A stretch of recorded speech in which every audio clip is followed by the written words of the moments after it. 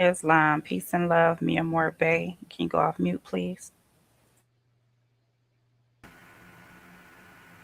Greetings, love, truth, peace, freedom, and justice, prosperity, and clarity to all who are present and to all who are just now joining this recording. Welcome back to the Moorish International League Forum, where law defines status, not opinion. Before we get started, we're going to have an opening prayer from Sarah Raha, Jennifer Lynn L. Islam, peace and love, everyone. Bow your heads for a quick invocation. Father and Mother in the universe, we come before you with gratitude for this moment, this platform, and this gathering of minds and spirits. We invite your presence into this space today.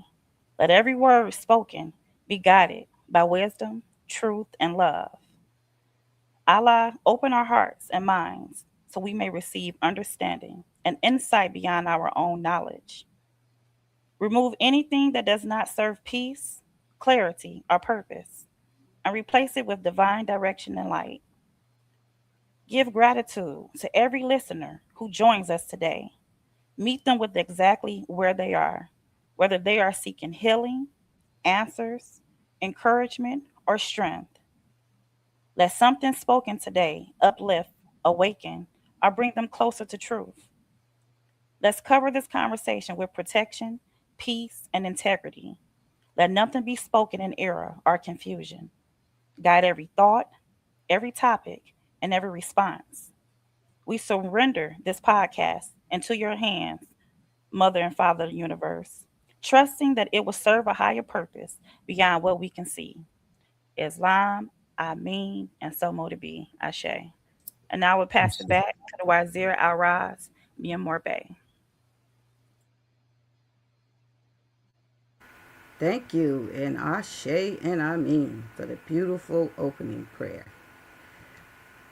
All right, this is a formal public announcement and global broadcast issued under lawful authority, Imperial Council under the Moroccan Universal Supreme Imperial Council, representing the provincial government of the Music International Union Nation States of Allodium, Moroccan Pradium, Ante, Michigan, Skarou State Republic of Morocco, Anti, North Carolina, Anu Manhattan Pradium, Ante, New York, New El Andalusia, Florida, United Morocco Allodium, Ante, Ohio, Paul Oath PLA, Nation State, Washington State, Unami Buffalo Nation, Anti-Pennsylvania, and Sun-Dried Moorish Allodium Pradium, Ante, South Carolina.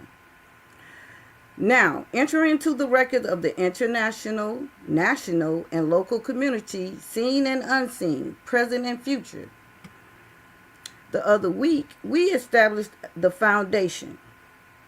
We opened the records and we began the distinction between systems that are often confused. But today, this is part 2.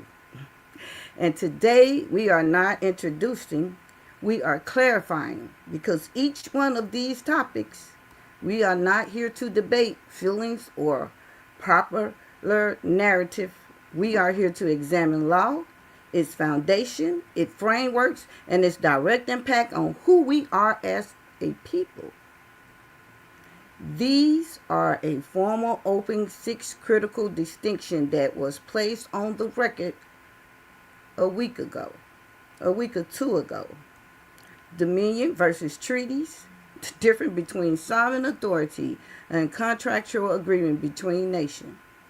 The Empire of Morocco versus the Kingdom of Morocco, where we learn two distinctions, legal and historical, relatives that must not be confused.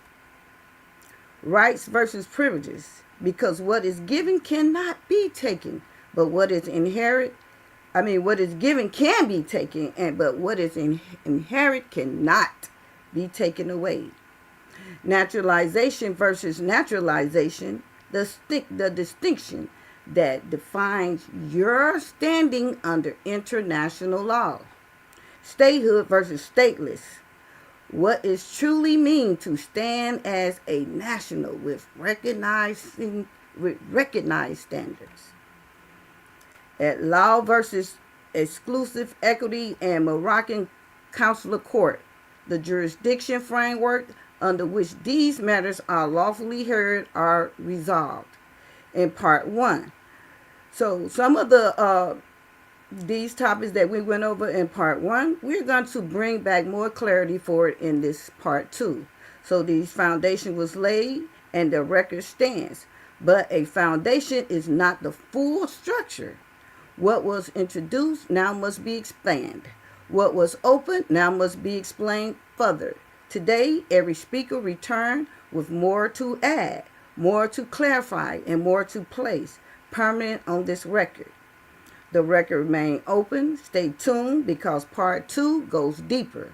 Where law defines status, everything changes. So let us proceed accordingly.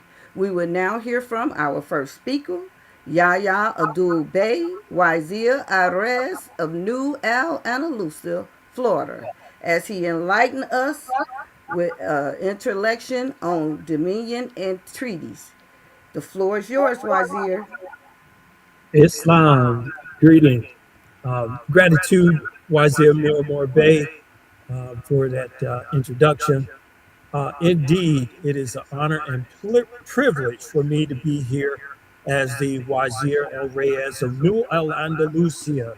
That is uh, the government, the de jure government at the shared jurisdiction of the uh, colonized Oregon called the state of Florida.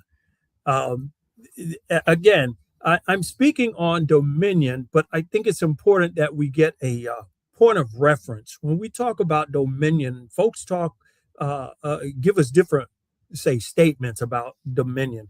But when we talk about dominion, we're actually talking about what it means for Moroccan dominion or the Moroccan Empire dominion versus the, say, jurisdictions that are claimed by, and in this case, the colonists or the colonial states around the world, but particularly here in the United States, uh, where the colonists have actually shared jurisdiction with the Moroccan Empire.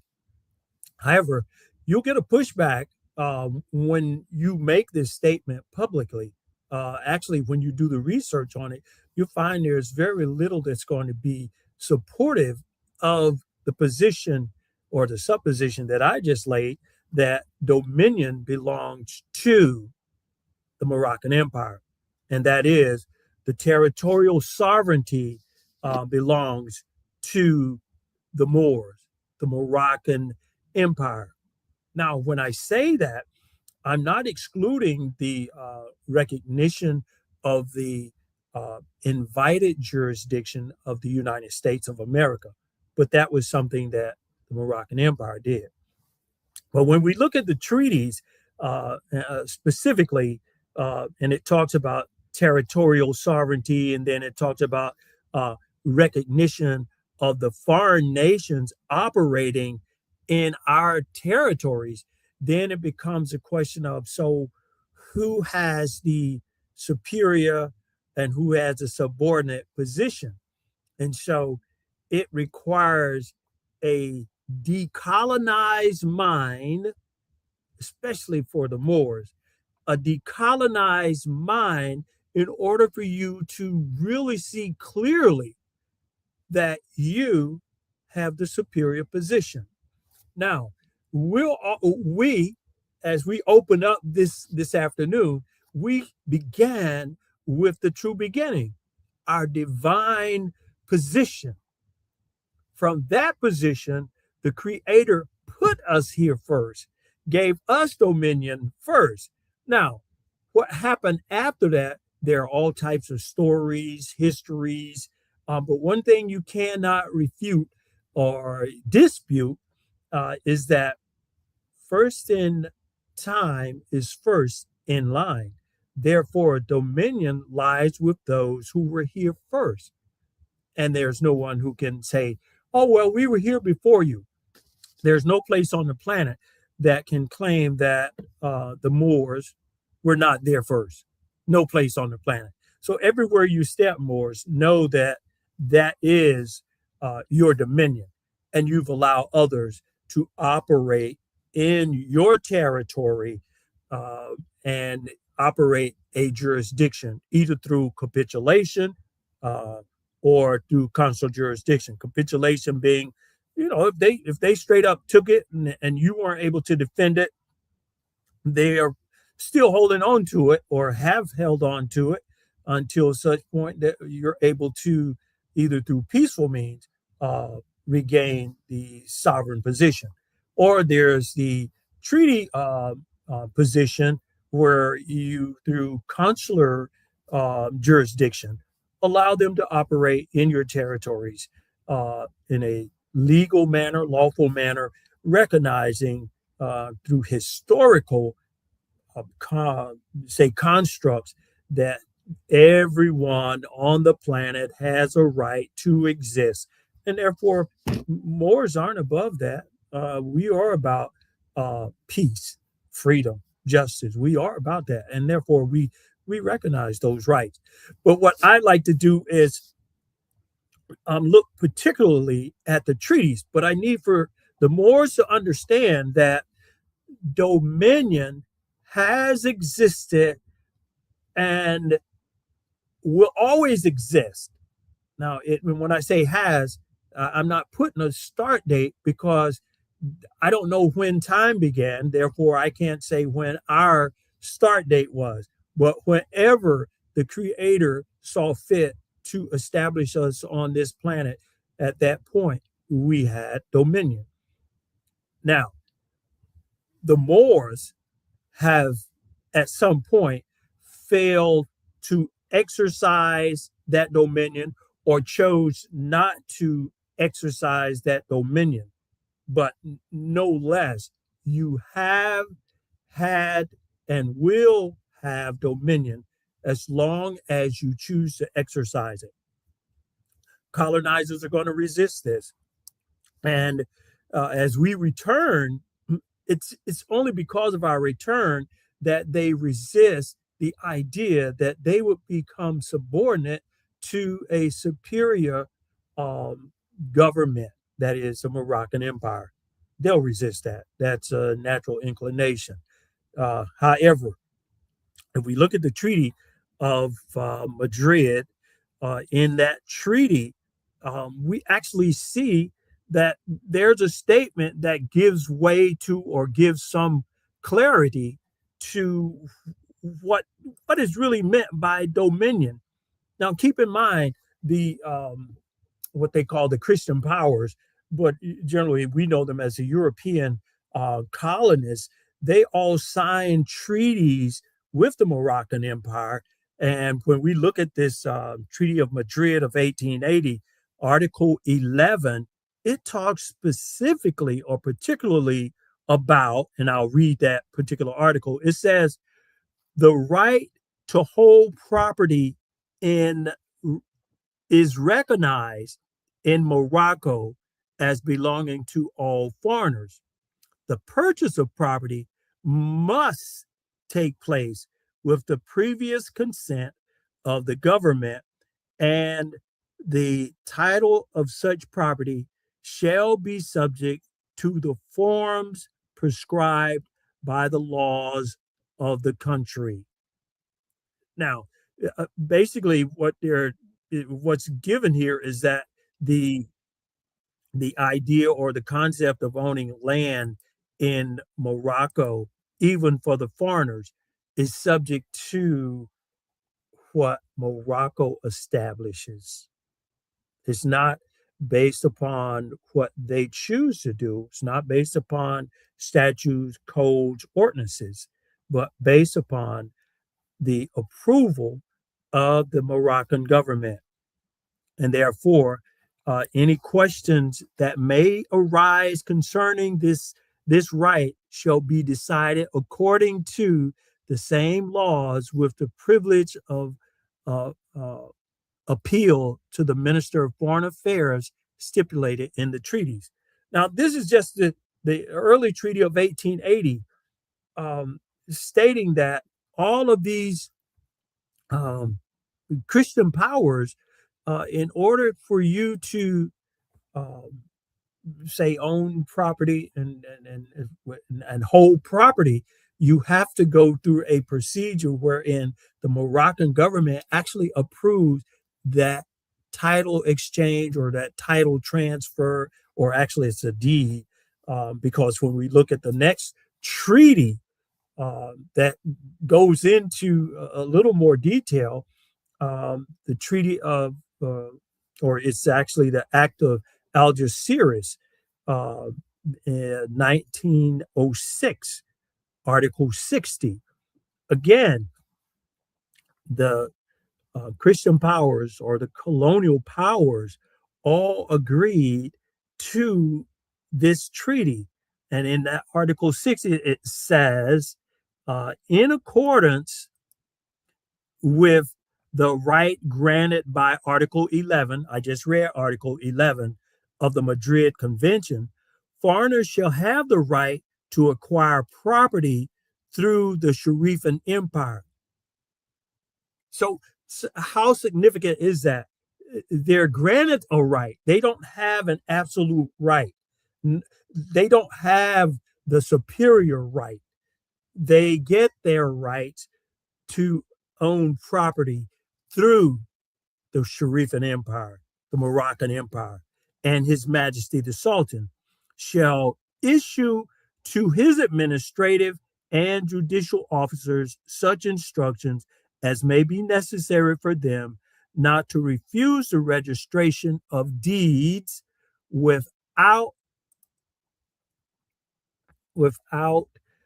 lawful cause. Subsequent transfers, either by deeds between living parties or by death, shall continue without hindrance.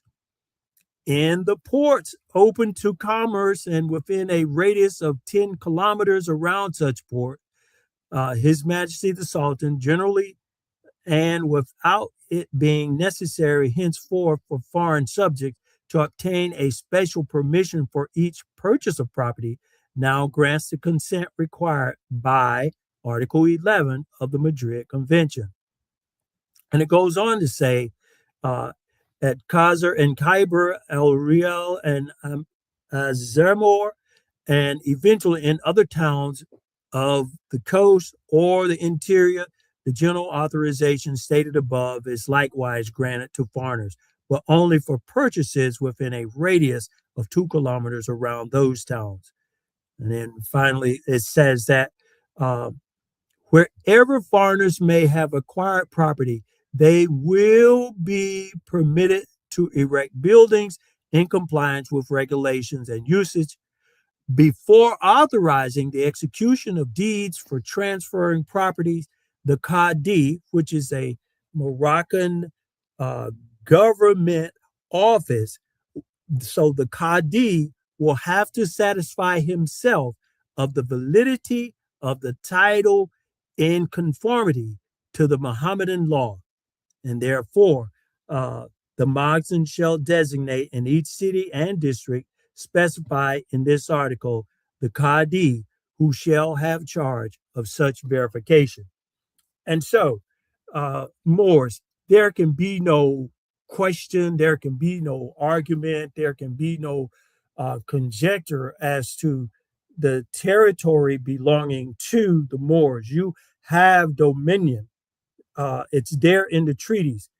And now it's upon the Moors to, in their heart, know that they're operating with absolute authority. And what prevents us from being able to put this into force totally, completely, absolutely, is our inability thus far to bring the Moors together so that we can operate as one body, one government, moving forward in unison, putting aside our local differences, our regional differences, our national differences. It's incumbent upon us from Siam to San Francisco to operate again as a unified body, a one nation of the Moroccan Empire. And I say to all the Moors, take the time to know who you are, take the time to decolonize your mind, and then take the time to unite, hold hands with your brothers and sisters, that we might return to our rightful place among the affairs of men and uplift fallen humanity. And with that, I am going to introduce the next speaker, who needs no introduction, the Wazir Miramor Bey of AMPAM will be coming to you to speak with regards to the Empire of Morocco versus the Kingdom of Morocco. Islam, peace and love.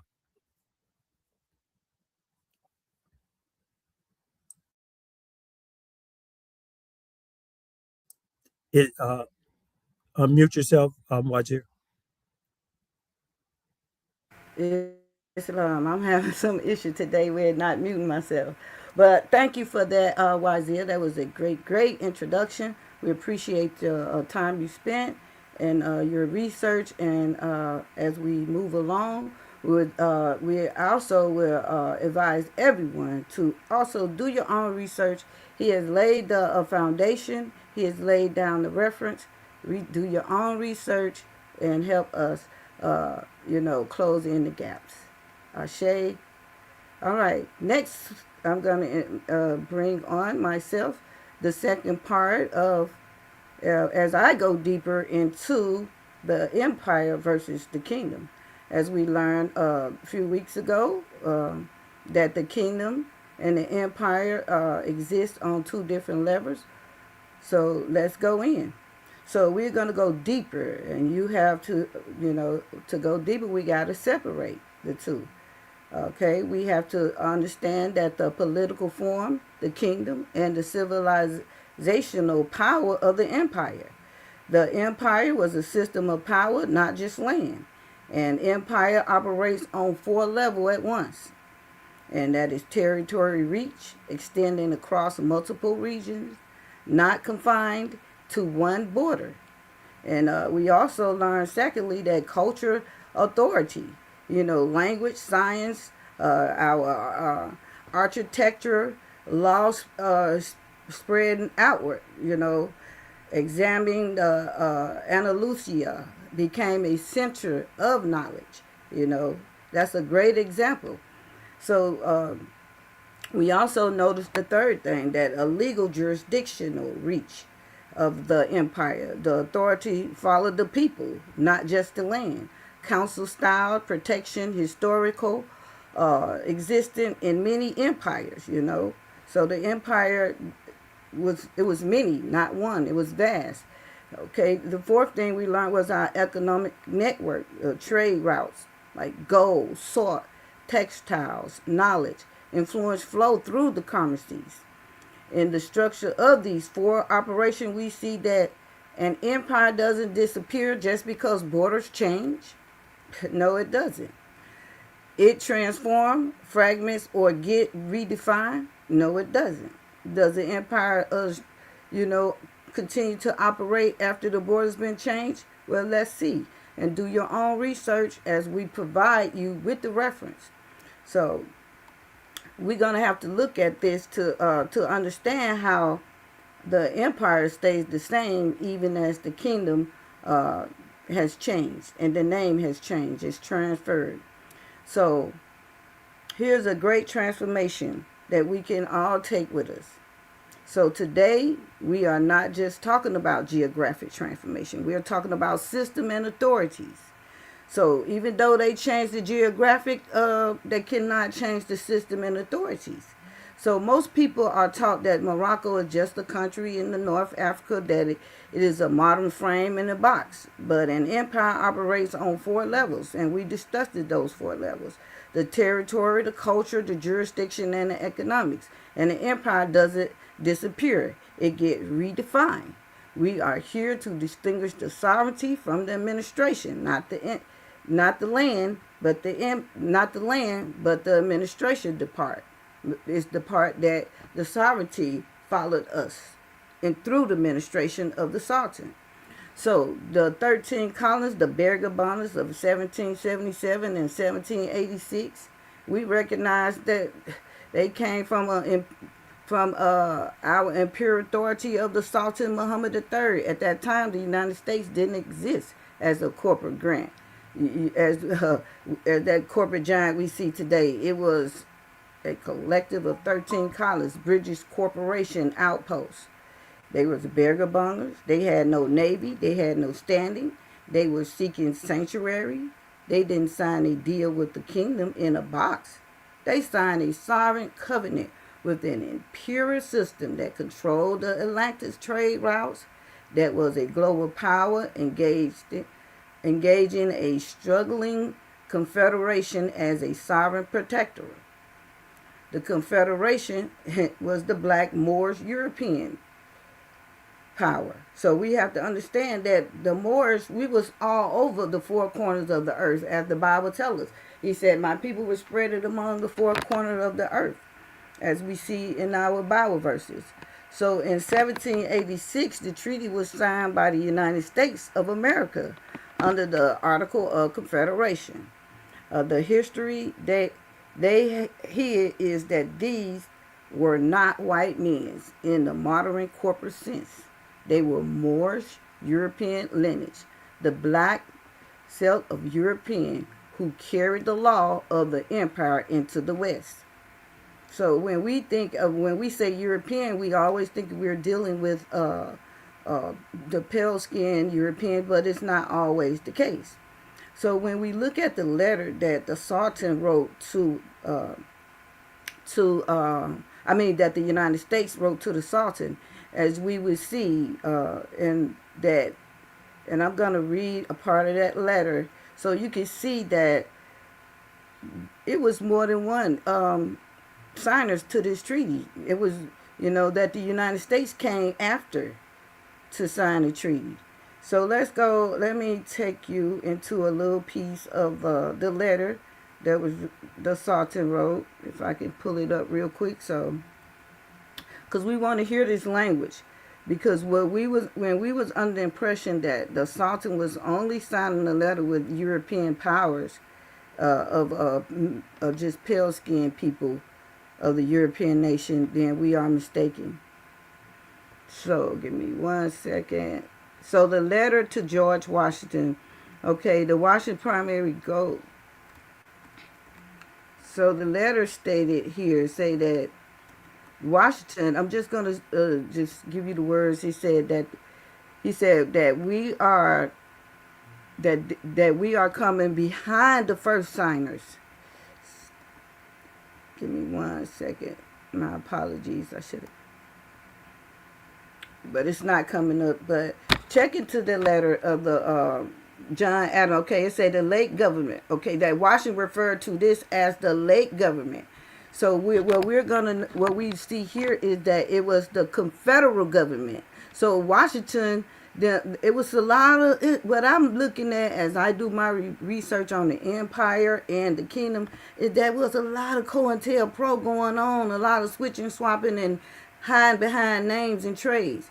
So when we look at the Treaty of Peace and Friendship, as I learned, is that the Treaty of Peace and Friendship was signed in 1777 was signed with the Confederate, and then it came back again in 1836, and it's signed with the United States of America. So it's been a hypothecation going on here, So where we see that Jefferson and Addison in the letter, Washington referred to this as the late government. And note that the late Congress, by their president, had previously addressed the Sultan. So Washington said it was the late government that has previously addressed the Sultan, and that they was coming in and that they was going to fill all the requirement. So what I found out here is that the Confederate was taking over. The Confederate was Moors of European power and European nation, and it was a more to more thing that was going on with the Sultan. But the United States, those 13 colonies, they came in and pushed the Confederate right on out the way, and they took over and told the Sultan, hey, that's the old one. We're coming in. We're going to do everything under us. So what we understand too is that uh, doing that, they did a lot of genocide on the Confederates, the Confederation. They took those people out, and they took their place.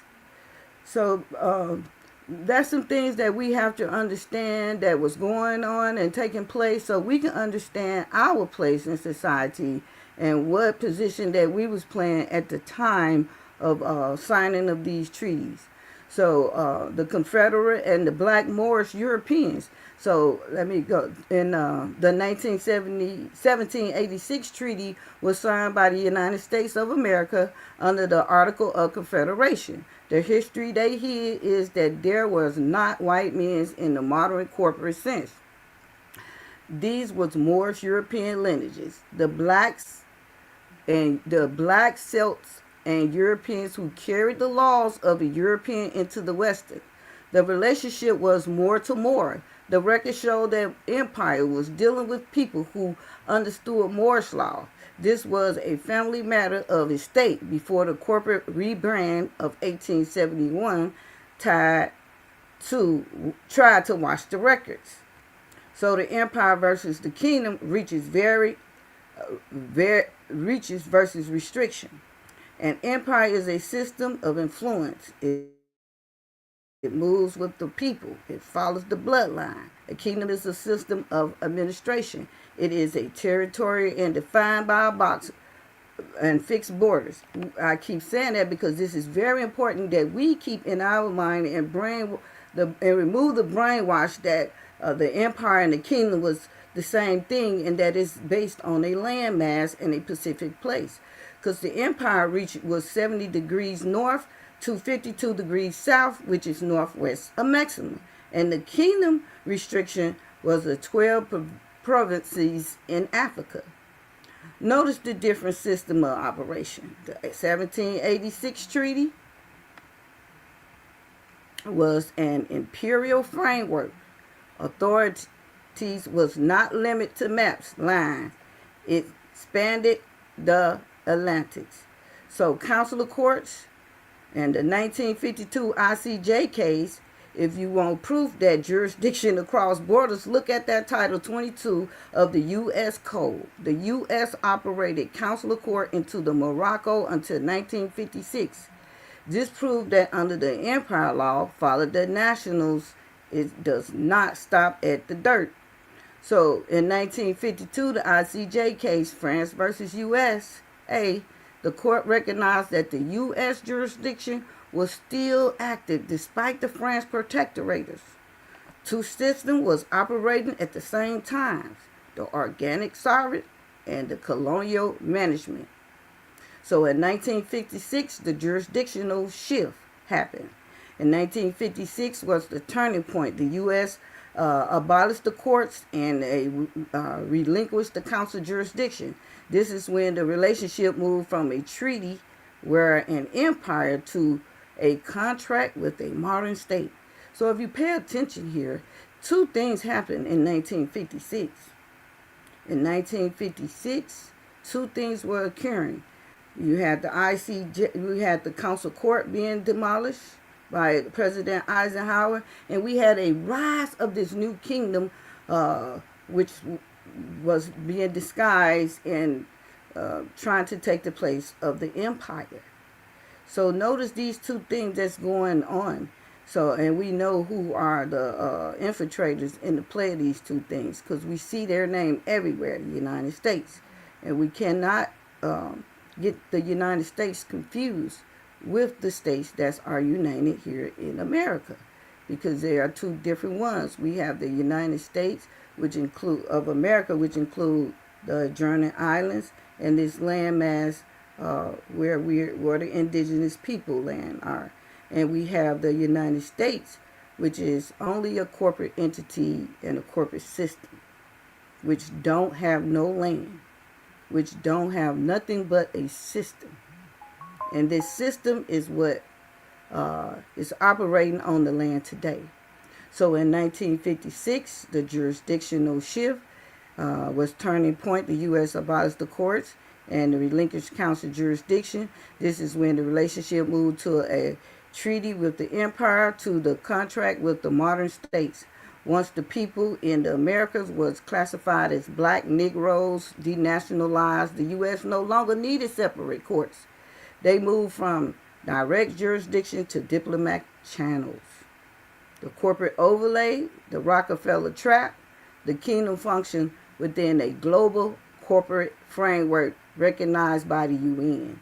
The empire is the estate. A tenant cannot evict the landlord by changing the name on the mailbox. When people like the Rockefeller talks about giving titles, remember, they are part of the corporate overlay. They cannot give you what you already own by your ancestral birthright. You are not an Indian ward. You are a Moorish national heir. So, what once the Moors understand that they are heir and they are international and not placed on a landmass, then that's when the corporate United States starts to crumble, because they benefit from the Moors not knowing their standing, their place in law, their jurisdiction under the Sultan, and their nationality, where it stands. Of course, the United States was going to denationalize the Moors through these name and label, because once they denationalize the Moors through names and labor, they don't have to worry about the taxes under the treaties that they owe to the Moors. And these things are, like we say, are not landmass uh, based. They are based on structures and systems, not the land. So you are not an Indian ward. You are Moorish national heirs. So people have the right to a nationality recognized by a nation of the nations of the earth. We must mold the difference between being a subject of a corporate kingdom and the heirs of an imperial estate empire. The name Morocco stayed, but the operating system was wiped out. Authorities was reshaped and jurisdiction was redefined. Understand that difference is the key to reclaiming your legacy and what was never lost. So to restore, let the records reflect the truth, and peace to you all. Next, we're going to bring on Sarah Raha, Jennifer Lynn L. of Elodium Moroccan Pradium Ante, Michigan, to give us more insight on the topic of privileges and rights. Thank you. Islam, Islam, peace and love. That was really wonderful, Wazir Mia Bay. A light bulb came on you all when she was speaking. And all I could think about was how the Empire of Morocco is our God given right. And the kingdom was a privilege. Going into my next topic. So, peace and greetings to everyone tuned in today. Today, we're addressing a topic that is often misunderstood, yet foundational to law, status, and identity: the difference between rights and privileges.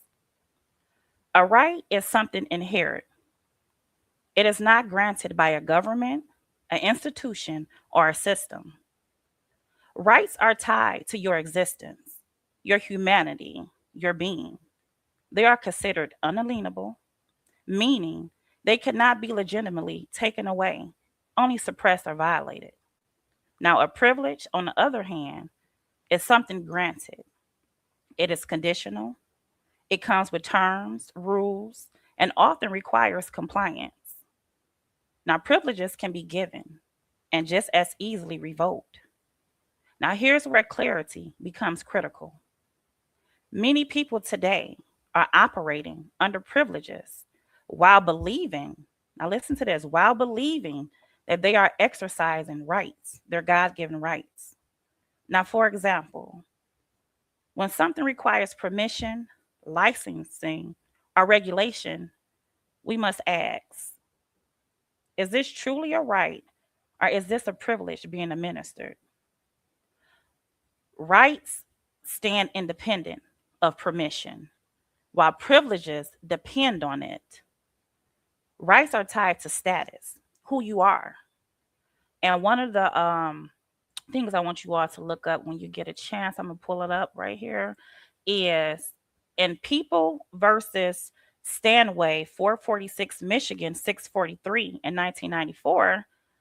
The Michigan Supreme Court explains that privileges like attorneys, client, or medical privilege are exceptions to normal search for truth in court and are not broadly expanded. And it states that privileges are not favored because they restrict evidence and true findings. They exist only when clearly created by law or statute. Now, why this was important to me, you all, because what it shows was that privileges are created and limited by government rules, not automatic freedom like rights. So what that tells you, privileges are tied to systems, how you participate. When you understand the distinguish, you begin to see the structure of law differently. You start to recognize the difference between what you are entitled to by nature and what you are allowed to do under governance. This is not about conflict, you all. It's completely about awareness.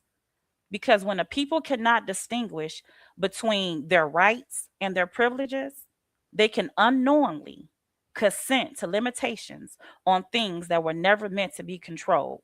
And that's how a lot of them put us as acquisition to a lot of things too, because sometimes we just don't know our rights and our privileges. Now, let's bring this out of theory, you all, and into real life, because this isn't just law. This is how we live every single day. And let me ask you something. When you drive your car, do you need permission? Driving a car, operating a vehicle on public roads is generally treated as a privilege, not a right. And why is that? Because you need a license, you need a registration, you need insurance, and the state that you're living in can do what to you? They can suspend it, they can revoke it, they can restrict it.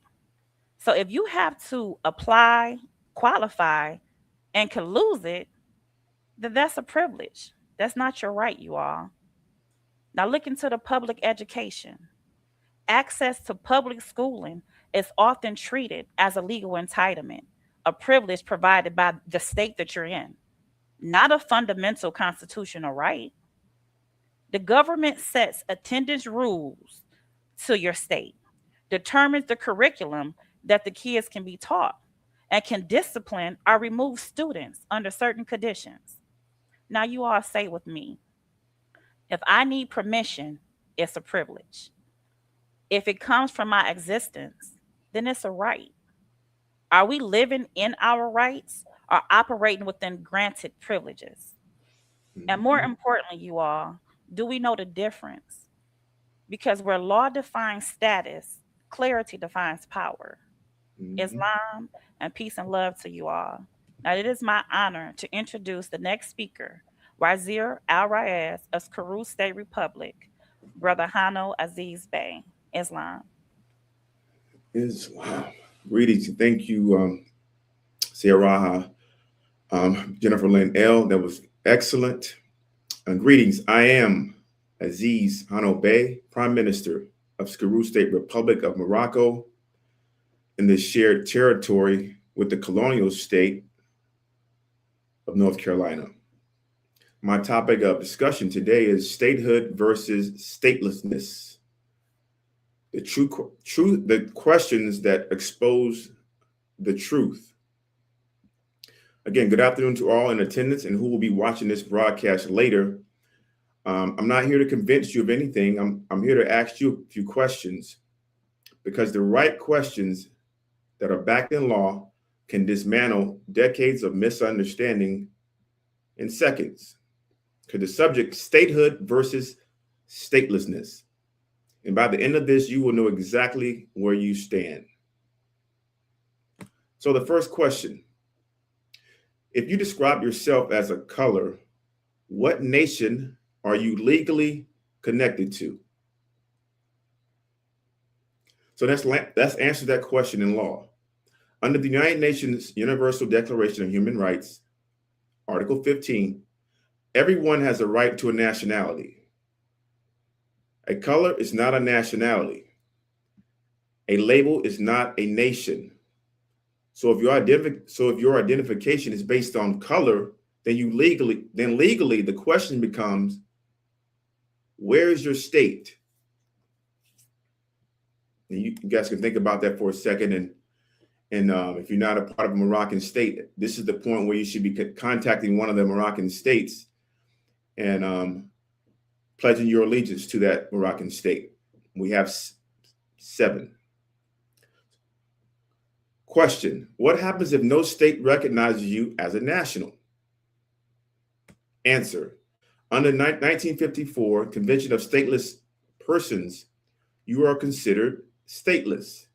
If no state recognizes you under its laws, that means there's no diplomatic protection, no enforceable international standing, no state obligated to defend your rights.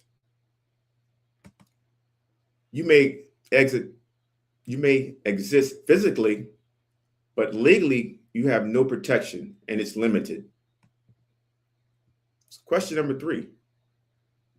Are terms like Black, African American, Indian, nationalities in international law? The short answer is no. There are social and administrative classifications under international law. Nationality is a legal bond between an individual and a state. The principle is reinforced in the Nottingham case, 1955. Nationality must reflect a real connection to a state, not a label. So if the label does not connect you to a state, then it does not establish your nationality. Question number 4. If you are not attached to a state, who enforces your rights internationally? Question. Well, the answer is no one is obligated to. Under international law, enforcement comes through states. The United Nations system operates through states, not individuals alone.